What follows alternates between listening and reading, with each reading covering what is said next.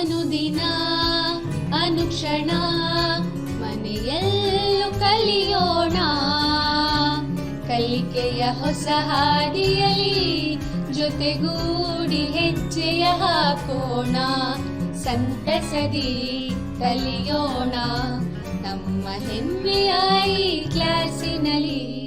Yes, sir. Yes, teacher. Present, ma'am. बिस्मिल्लाहिर्रहमानिर्रहीम।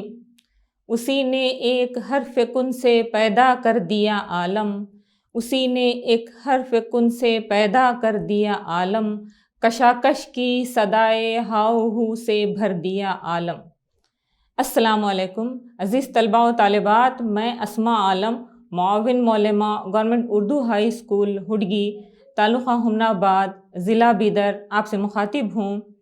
अज़ीज़ तलबा व तालिबात, मैं आज इस ऑनलाइन क्लास में दिल की तमाम तर गहराइयों से आपको खुशामदीद कहती हूँ, इस्तक़बाल करती हूँ और उम्मीद करती हूँ कि आप तमाम इससे मुस्तफ़ीद होंगे।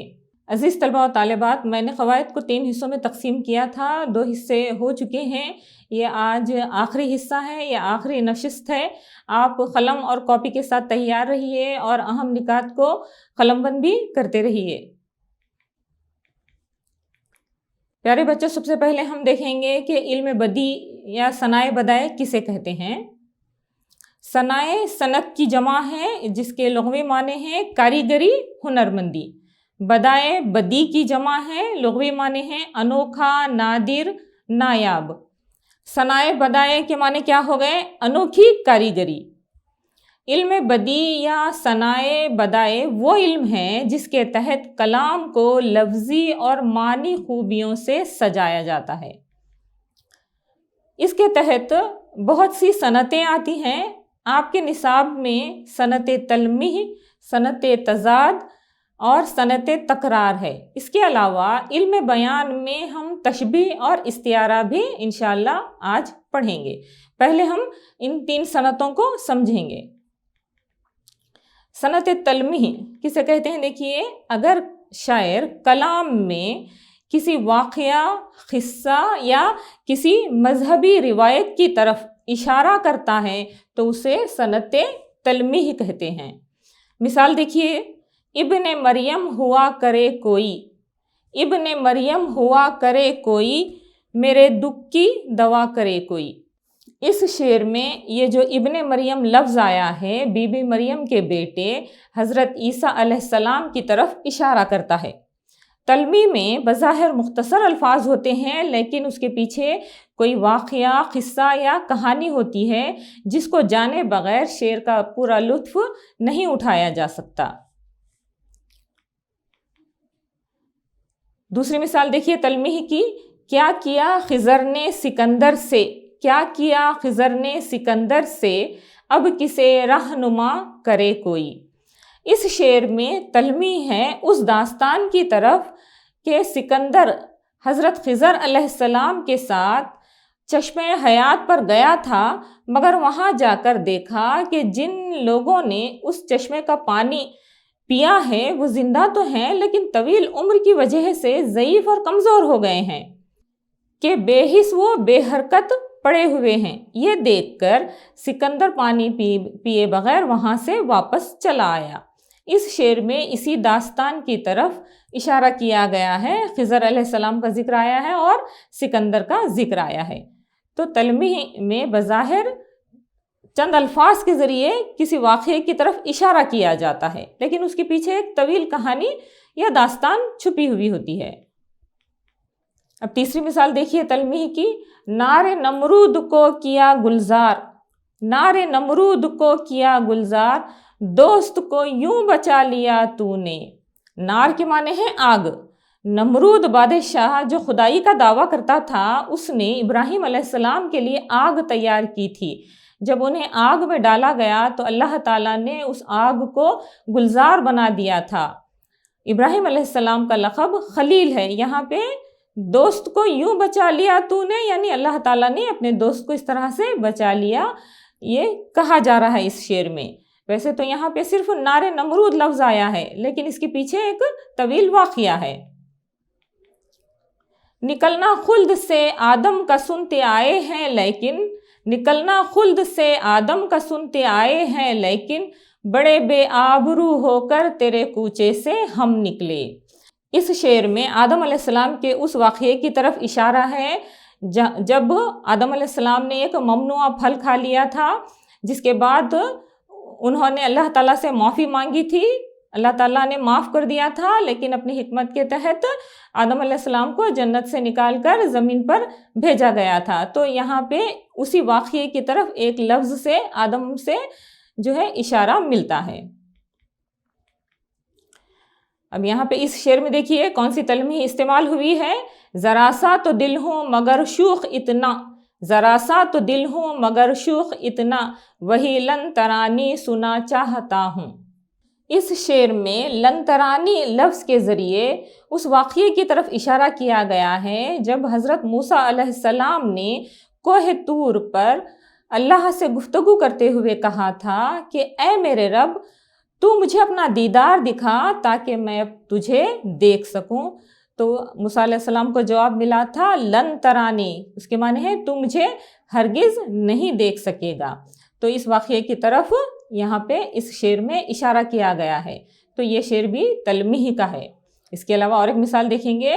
आ रही है चाहे यूसुफ से सदा, आ रही है चाहे यूसुफ से सदा, दोस्तियाँ थोड़े हैं और भाई बहुत। यहाँ पे देखिए चाहे यूसुफ, चाह के माने हैं कुआं। इस शेर में यूसुफ अलैहिस्सलाम के उस कुएं की तरफ इशारा किया गया है जहाँ पर उनके भाइयों ने, उनके सौतेले भाइयों ने हसद की बिना पर उन्हें उस कुएं में गिरा दिया था, क्योंकि उनके वालिद हज़रत याक़ूब अलैहिस्सलाम यूसुफ अलैहिस्सलाम को बहुत ज़्यादा चाहते थे। तो इस वाक़ये की तरफ इस शेर में इशारा किया गया है। अज़ीज़ तलबा व तालिबात, अब हम दूसरी सनद पढ़ेंगे। पहले ये दो अशार देखिए। ये अपनी वफ़ा का आलम है, अब उनकी जफ़ा को क्या कहिए। ये अपनी वफ़ा का आलम है, अब उनकी जफ़ा को क्या कहिए। एक नश्तर जहर आगे रख कर नज़दीक रगेजा भूल गए। असरारुल हक़ मजाज का ये शेर है। इस शेर में दो अल्फाज ऐसे इस्तेमाल हुए हैं, वफ़ा जफ़ा। किस तरह के हैं अज़ीज़ बच्चों? ये अल्फाज वफ़ा जफ़ा ये मुतज़ाद अल्फाज हैं। शेर में ये मुतज़ाद अल्फाज इस्तेमाल हुए हैं। इसके अलावा और एक शेर देखिए। आकर क़रीब दूर बहुत जा चुके हैं हम, आकर क़रीब दूर बहुत जा चुके हैं हम, लगता है अपने आप से उकता चुके हैं हम। अज़ीज़ तलबा व तालिबात, इस शेर में भी दो मुतज़ाद अल्फाज इस्तेमाल हुए हैं। गौर कीजिए आप कि कौन से अल्फाज मुतज़ाद हैं। बहुत ही आसान है, गौर कीजिए आप। क़रीब दूर, तो ये दोनों शेर में ऐसे अल्फाज इस्तेमाल हुए हैं जो आपस में मुतज़ाद हैं, इशारा है। सनत तज़ाद की तारीफ़ हम देखेंगे। अब शेर की ऐसी खुसूसियत को जिसमें मुतज़ाद अल्फाज इस्तेमाल होते हैं उसे सनत तज़ाद या सनत तिबाख़ कहते हैं। हमने अभी जो दो अशार पढ़े उसमें मुतज़ाद अल्फाज इस्तेमाल हुए हैं, तो वो कौन से सनत इस्तेमाल हुई है उन अशार में? सनत तज़ाद। अब इसके अलावा और मिसाल देखेंगे। बच हुस्न तायुन से ज़ाहिर हो के बातिन हो, बच हुस्न तायुन से ज़ाहिर हो के बातिन हो, ये क़ैद नज़र की है वो फ़िक्र का ज़िंदा है। इस शेर में भी दो अल्फाज इस्तेमाल हुए हैं जो मुतज़ाद हैं। असगर गौनवी का ये शेर है, इसमें कौन से दो अल्फाज इस्तेमाल हुए हैं मुतज़ाद? ज़ाहिर और बातिन। तो ये शेर सनत तज़ाद का शेर हो गया। इसके अलावा और एक मिसाल देखेंगे। बरसेंगे नूर की तरह शब्भर ज़मीन पर, बरसेंगे नूर की तरह शब्भर ज़मीन पर, ज़ख्मों के आसमान में लहरा चुके हैं हम। इसमें भी बहुत ही आसान मुतज़ाद अल्फाज इस्तेमाल हुए हैं। आप लोग पहचानने की कोशिश कीजिए कि कौन से अल्फाज मुतज़ाद हैं। इसमें तज़ाद है अल्फाज में, ज़मीन आसमान, ज़मीन आसमान, ये दो मुतज़ाद अल्फाज इस शेर में इस्तेमाल हुए हैं। इसके अलावा और एक मिसाल के ज़रिए हम समझेंगे।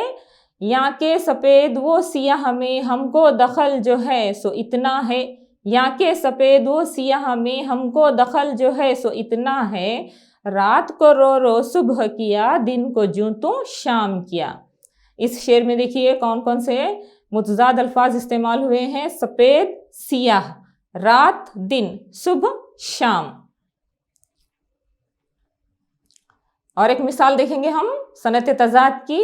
جو آکے نہ جائے وہ بڑھاپا دیکھا، جو آکے نہ جائے وہ بڑھاپا دیکھا، جو جا کے نہ آئے وہ جوانی دیکھی. اب اس میں دیکھیے کون کون سے متضاد الفاظ استعمال ہوئے ہیں. آ جا، جائے آئے، بڑھاپا جوانی. تو یہ شعر بھی صنعت تضاد کا ہی شعر ہے. اب اس کے علاوہ ہم اور ایک صنعت دیکھیں گے، صنعت تکرار. اس کی تعریف پڑھیں گے، اس کے بعد ہم اس کی مثالیں بھی دیکھیں گے کون کون سی ہیں. ایسا شعر جس میں ایک ہی لفظ کو دہرایا جاتا ہے اسے صنعت تکرار یا صنعت تقریر کہا جاتا ہے. اب اس کی مثال دیکھیے. اصغر سے ملے لیکن اصغر کو نہیں دیکھا، اصغر سے ملے لیکن اصغر کو نہیں دیکھا، اشعار میں سنتے ہیں کچھ کچھ وہ نمایاں ہے. اس شعر میں دیکھیے اصغر گنڈوی کے اس شعر میں کس لفظ کو دہرایا گیا ہے؟ کچھ لفظ کو دہرایا گیا ہے، کچھ کچھ. تو صنعت تکرار کس کو کہتے ہیں؟ ایسا شعر جس میں ایک ہی لفظ کو دہرایا جاتا ہے اسے صنعت تکرار یا صنعت تقریر کہا جاتا ہے. صنعت تکرار کا اور ایک نام ہے صنعت تقریر. اب یہ اور ایک مثال دیکھیے. کچھ تجھ کو خبر ہے ہم کیا کیا، اے شورش دوراں بھول گئے. کچھ تجھ کو خبر ہے ہم کیا کیا، اے شورش دوراں بھول گئے. وہ زلف پریشاں بھول گئے، وہ دیدے گریاں بھول گئے. اسرار الحق مجاز کا یہ شعر ہے. اس میں دیکھیے کون سا لفظ دہرایا گیا ہے؟ کیا کیا. تو یہ بھی صنعت تکرار کا شعر ہے. اس کے علاوہ اور ایک مثال دیکھیے. بہت ہی مشہور شعر ہے، یہ بہت ہی بہترین شعر ہے. پتا پتا بوٹا بوٹا حال ہمارا جانے ہے، پتا پتا بوٹا بوٹا حال ہمارا جانے ہے، جانے نہ جانے گل ہی نہ جانے باغ تو سارا جانے ہے. اس میں بھی دیکھیے لفظ دہرایا گیا ہے. کون کون سے الفاظ دہرائے گئے ہیں دیکھیے. پتا پتا بھی دہرایا گیا ہے، اس کے علاوہ بوٹا بوٹا بھی دہرایا گیا ہے. اور ایک ہم مثال دیکھیں گے یہاں پہ صنعت تکرار کی. بک رہا ہوں جنوں میں کیا کیا کچھ، بک رہا ہوں جنوں میں کیا کیا کچھ، کچھ نہ سمجھے خدا کرے کوئی. یہاں پہ کون سے لفظ کو دہرایا گیا ہے؟ غالب کا یہ شعر ہے. کون سے لفظ کو دہرایا گیا ہے؟ کیا کیا. اور ایک شعر دیکھیں گے ہم. مصیبت کا ایک ایک سے احوال کہنا، مصیبت کا ایک ایک سے احوال کہنا، مصیبت سے ہے یہ مصیبت زیادہ. عزیز طلباء و طالبات غور کیجئے کہ کون سا لفظ اس میں دہرایا گیا ہے. کون سا لفظ دہرایا گیا ہے حالی کے اس شعر میں؟ ایک ایک. تو یہ بھی صنعت تکرار کا ہی شعر ہو گیا. خاصد کے آتے آتے خط ایک اور لکھ رکھوں، خاصد کے آتے آتے خط ایک اور لکھ رکھوں، میں جانتا ہوں جو وہ لکھیں گے جواب میں. اس شعر میں آتے آتے لفظ کو دہرایا گیا ہے. عزیز طلباء و طالبات میں امید کرتی ہوں کہ ثنائے بدائع کے تحت یہ جو 3 صنعتیں ہیں آپ کو اچھی طرح سمجھ میں آئی ہوں گی. صنعت تلمیح، صنعت تضاد اور صنعت تکرار. بہت ہی آسان ہے یہ. امید کرتی ہوں کہ آپ تمام کو اچھی طرح سمجھ میں آ گیا ہوگا. اب اس کے آگے ہم دیکھیں گے کہ علم بیان کیا چیز ہے. پہلے وہ علم بیان کی تعریف پڑھیں گے، اس کے بعد اس کے تحت تشبیہ اور استعارہ پڑھیں گے. وہ علم جس کے تحت ایک معنی کو مختلف طریقوں سے ظاہر کیا جاتا ہے. اس علم کا موضوع لفظ اور اس کے مختلف معنی ہیں.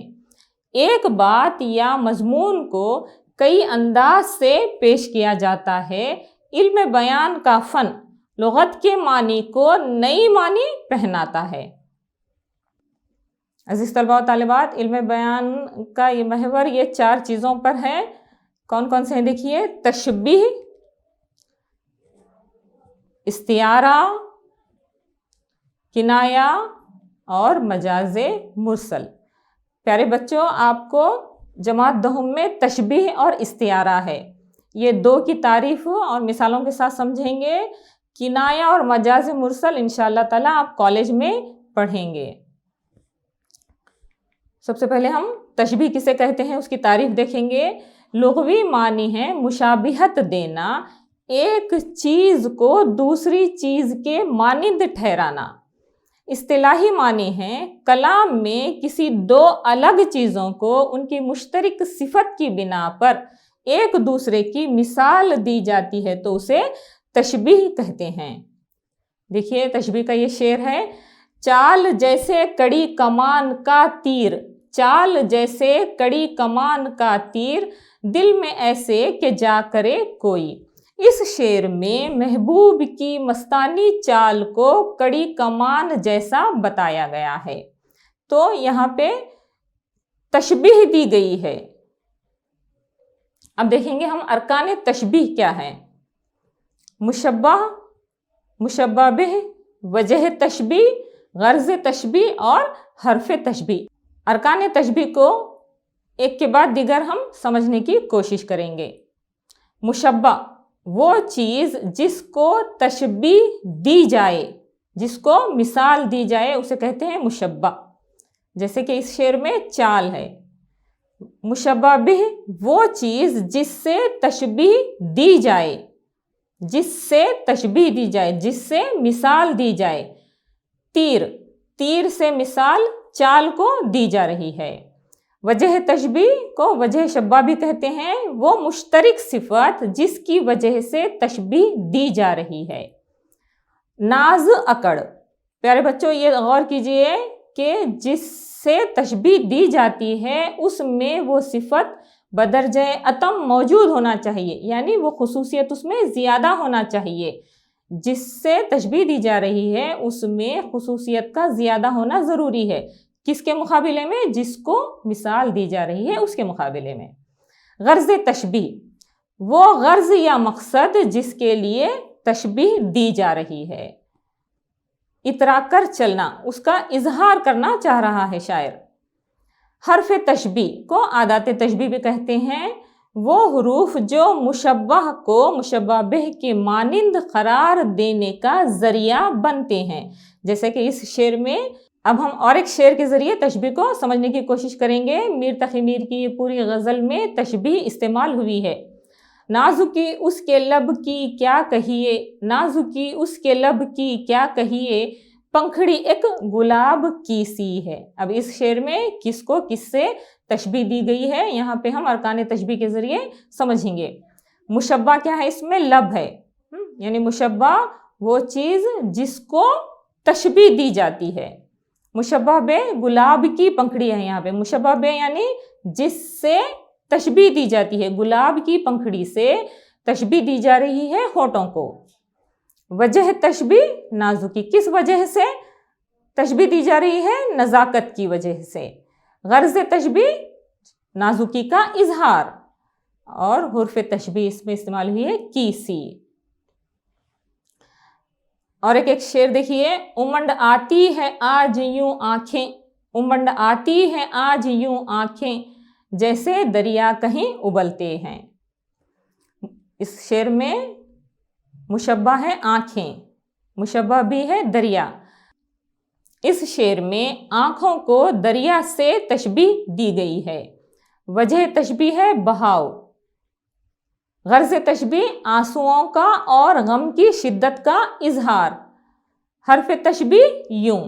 عزیز طلبہ و طالبات، تشبیہ کے بعد ہم استعارہ دیکھیں گے کہ استعارہ کسے کہتے ہیں، اس کی تعریف پڑھیں گے، اس کے بعد ہم اس کی مثالیں وغیرہ بھی پڑھیں گے۔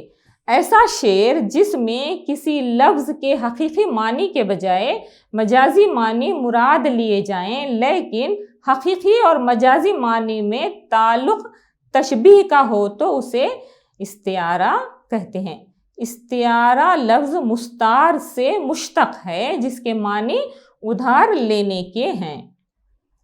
اب یہاں پہ استعارے کی مثال دیکھیے، کوئی دم کا مہماں ہوں اے اہل محفل، کوئی دم کا مہماں ہوں اے اہل محفل، چراغ سحر ہوں بجھا چاہتا ہوں۔ علامہ اقبال کا یہ شعر ہے۔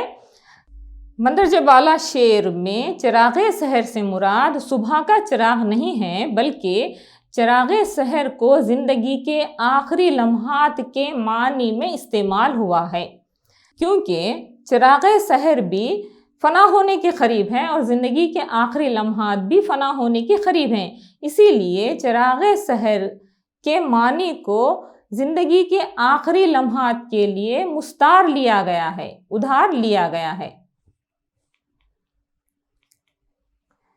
ارکان استعارہ کون کون سے ہیں دیکھیے۔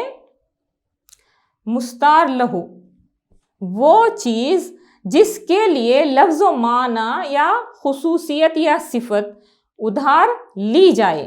مستعار لہو یعنی کہ وہ چیز جس کے لیے صفت ادھار لی جاتی ہے۔ مستعار لہو کا ذکر استعارے میں نہیں ہوتا۔ اس شعر میں زندگی کے آخری لمحات مستعار لہو ہیں، زندگی کے آخری لمحات کا ذکر نہیں ہے، صرف چراغ سحر کہا گیا ہے۔ چراغ سحر کی صفت کو زندگی کے آخری لمحات کے لیے یہاں پہ ادھار لے کر بیان کیا گیا ہے۔ مستعار منہ وہ جس سے لفظ و معنی خصوصیت یا صفت ادھار لی جائے۔ چراغ سحر سے خصوصیت ادھار لی گئی ہے۔ ارکان استعارہ میں مستعار منہ اس شعر میں کیا ہے؟ یہ چراغ سحر ہے۔ ارکان استعارہ کا تیسرا رکن ہے وجہ جامع۔ مستعار لہو اور مستعار منہ کے درمیان پائی جانے والی مشترکہ خوبی یا خصوصیت جو ہے وجہ جامع ہوتی ہے، یعنی کہ عنقریب فنا ہونے والا۔ اس شعر میں چراغ سحر کی خصوصیت کیا ہے؟ عنقریب فنا ہونے والا۔ اس خصوصیت کو زندگی کے آخری لمحات کے لیے مستعار لیا گیا ہے، ادھار لیا گیا ہے۔ دیکھیے چراغ سحر لفظ شعر میں استعمال ہوا ہے، اس کی حقیقی معنی کیا ہے؟ سحر ہونے پر چراغ کو بجھایا جاتا ہے، لیکن شعر میں یہ حقیقی معنی استعمال نہیں ہوئے ہیں بلکہ مجازی معنی استعمال ہوئے ہیں۔ مجازی معنی کیا ہے؟ زندگی کے آخری لمحات۔ امید کرتی ہوں کہ آپ کو یہ استعارہ اور اس کے ارکان وغیرہ سمجھ میں آ گئے ہوں گے۔ اب اور ایک شعر استعارہ کا دیکھیں گے، اس کے ذریعے استعارے کو اور تھوڑا وضاحت سے سمجھنے کی کوشش کریں گے۔ کس شعر کی آمد ہے کہ رن کانپ رہا ہے، کس شعر کی آمد ہے کہ رن کانپ رہا ہے، رن ایک طرف چرخے کہن کانپ رہا ہے۔ اب اس شعر میں ارکان استعارہ کون کون سے ہیں دیکھیں گے۔ مستعار لہو کیا ہے؟ اس میں امام حسین رضی اللہ تعالیٰ عنہ ہیں، اور مستعار منہ شعر، وجہ جامع، بہادری، دلیری۔ استعارے میں مستعار لہو کا ذکر نہیں ہوتا۔ اس شعر میں کہیں بھی امام حسین رضی اللہ تعالیٰ عنہ کا ذکر نہیں ہو رہا ہے، صرف شعر لفظ استعمال ہوا ہے، تو شعر کی خصوصیت کو امام حسین رضی اللہ تعالیٰ عنہ کے لیے ادھار لیا گیا ہے، مستعار لیا گیا ہے۔ یہاں پہ دیکھیے شعر کے حقیقی معنی ہے جنگلی جانور کی بہادری، لیکن اس شعر میں یعنی شین عین رے، اس شعر میں مجازی معنی امام حسین رضی اللہ تعالیٰ عنہ کے لیے استعمال ہوا ہے۔ عزیز طلباء و طالبات، اب ہم علم عروض کی تعریف سمجھیں گے۔ دیکھیے نثر اور نظم میں کیا فرق ہے پہلے دیکھیں گے۔ ہمارا ہندوستان سارے جہاں سے اچھا ہے، یہ جو ہے جملہ ہے، یہی الفاظ دیکھیے اس طرح سے آئے ہیں، سارے جہاں سے اچھا ہندوستان ہمارا، لیکن یہ مصرع ہے، تو اس سے یہ سمجھ میں آ گیا کہ شعر میں الفاظ ایک خاص ترتیب سے آتے ہیں۔ نظم جو ہے الفاظ کی مخصوص ترتیب اور موزونیت کا نام ہے، جس سے شاعری میں آہنگ اور وزن پیدا ہوتا ہے۔ شاعری میں اوزان اور ان کا علم ہی علم عروض کہلاتا ہے۔ علم عروض کی تعریف کیا ہے دیکھیے، وہ علم جس کے ذریعے شعر کا وزن یا ارکان کی تکرار معلوم کی جاتی ہے۔ ارکان کسے کہتے ہیں دیکھیے، وہ مقررہ الفاظ جن سے بحر بنتی ہے۔ بحر، ارکان کی تکرار سے جب کوئی وزن پیدا ہوتا ہے تو اسے بحر کہتے ہیں۔ اب وزن کیا چیز ہے دیکھیے، لغوی معنی ہے تولنا کے۔ علم عروض میں شعر کے الفاظ کو بحر کے ارکان کی ترازو میں تولنے کا عمل ہی وزن کہلاتا ہے، جسے تختی کرنا بھی کہتے ہیں۔ تختی میں ساکن کے مقابلے میں ساکن اور متحرک کے مقابلے میں متحرک کو لایا جاتا ہے، خواہ حروف اور حرکات مختلف ہوں۔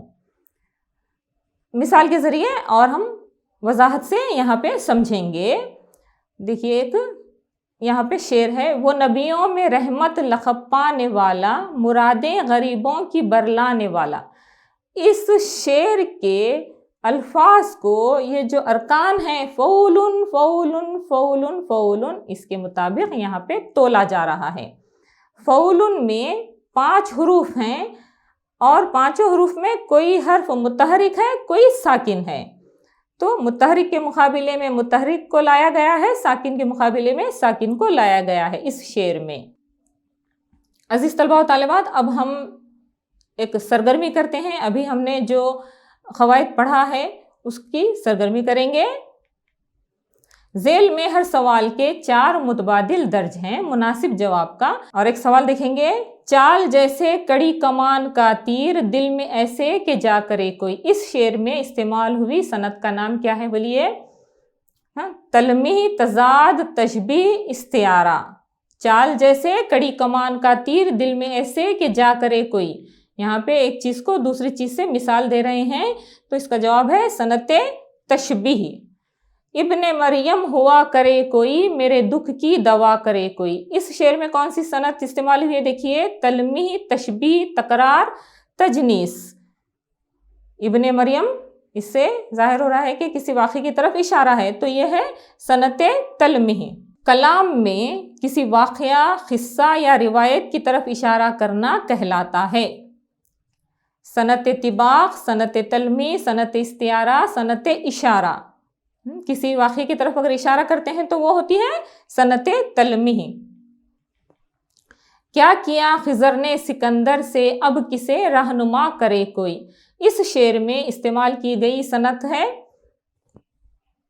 اس شعر میں خضر علیہ السلام کا ذکر آیا ہے، تو کون سی صنعت ہے؟ یہ صنعت تلمیح۔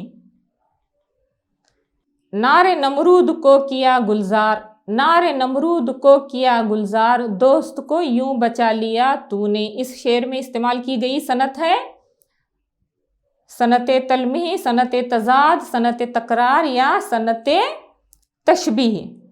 نار نمرود کا ذکر آیا ہے تو کون سی صنعت ہے؟ یہ صنعت تلمیح۔ اب اور ایک سوال دیکھیے، استعارہ لفظ مستعار سے مشتق ہے جس کے معنی ہیں ادھار لینا، تاریخ لکھنا، جغرافیہ لکھنا، دوسروں کے حالات لکھنا۔ کیا ہے اس کا صحیح جواب؟ استعارہ کے لغوی معنی کیا ہے؟ ادھار لینا۔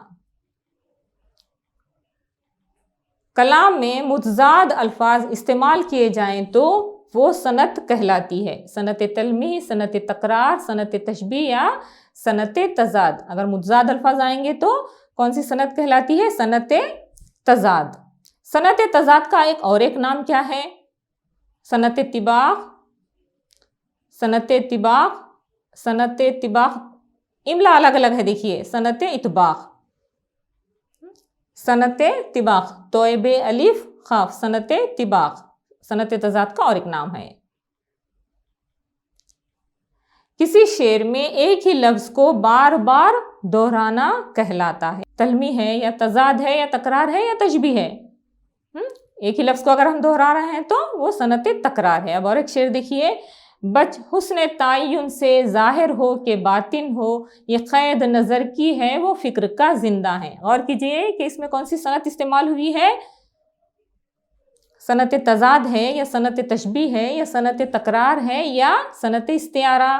ظاہر اور باطن لفظ استعمال ہوا ہے، کس طرح کے الفاظ ہیں؟ یہ متضاد الفاظ ہیں، تو کون سی صنعت ہو گئی ہے؟ صنعت تضاد۔ اصغر سے ملے لیکن اصغر کو نہیں دیکھا، اشعار میں سنتے ہیں کچھ کچھ وہ نمایاں ہے۔ اس شعر میں استعمال کی گئی صنعت ہے صنعت تلمیح، صنعت استعارہ، صنعت تضاد یا صنعت تکرار یا تقریر۔ یہاں پہ دیکھیے شعر میں کون سی صنعت استعمال ہوئی ہے؟ کچھ کچھ لفظ آیا ہے، تو کون سی صنعت ہو گئی ہے؟ صنعت تکرار یا صنعت تقریر۔ اب میں گھر پر کام دے رہی ہوں، ابھی ہم نے جو صنعتیں پڑھی ہیں اسی سے مطابق یہ گھر پر کام ہے۔ صنعت تلمیح، صنعت تضاد، صنعت تکرار اور تشبیہ کے 5 اشعار لکھیے۔ پیارے بچوں، آپ ان اشعار کو لکھ کر اپنے اردو معلم یا معلمہ کو بتائیے۔ پیارے بچوں، میں امید کرتی ہوں کہ یہ قواعد آپ کو اچھی طرح سمجھ میں آ گئے ہوں گے۔ میں نے جماعت دہم کے قواعد کو 3 حصوں میں 3 نشستوں میں مکمل کیا ہے۔ آپ اسے اچھی طرح سے ذہن نشین کر لیجئے، علم حاصل کیجئے، تعلیم کو جاری رکھیے، ہر اپنی زندگی کو، اپنی قیمتی زندگی کو کامیاب بنائیے۔ اللہ تعالیٰ آپ کو اپنے حفظ و امان میں رکھے، آپ کو ایمان اور صحت کی دولت سے مالا مال کرے۔ آپ بزرگوں کا خیال رکھیے، اپنے والدین کے ساتھ حسن سلوک کیجئے، اپنے اخلاق کو بہتر سے بہتر بنانے کی کوشش کیجئے۔ اب میں یہاں پر اپنی کلاس کا اختتام کرتی ہوں۔ السلام علیکم۔ ಅನುದಿನ ಅನುಕ್ಷಣ ಮನೆಯಲ್ಲೂ ಕಲಿಯೋಣ, ಕಲಿಕೆಯ ಹೊಸ ಹಾದಿಯಲ್ಲಿ ಜೊತೆಗೂಡಿ ಹೆಜ್ಜೆಯ ಹಾಕೋಣ.